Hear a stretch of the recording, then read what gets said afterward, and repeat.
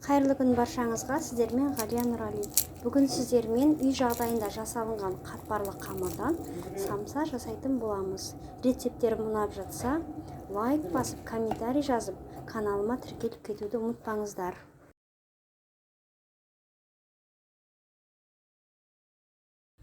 Видеода көрсетілгендей, пиязымызды, асқабағымызды 4 бұрыштап, ұсақтап турап аламыз.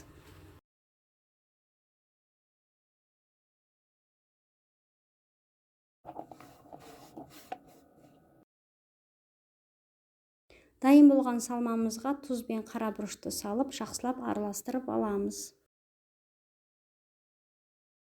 Електен өткізілген ұнымызға су мен тұз қосып, жұмсақ қамыр илеп аламыз.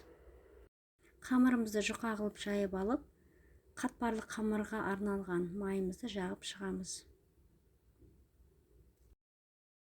Кішкентай бөліктерге бөліп, қамырымызды мұздатқышқа 30 минутқа қойып қоямыз.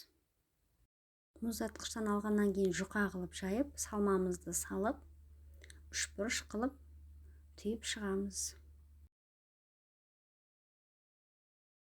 Бір жұмыртқаны жарып, жақсылап араластырып, самсамыздың бетіне жағып шығамыз.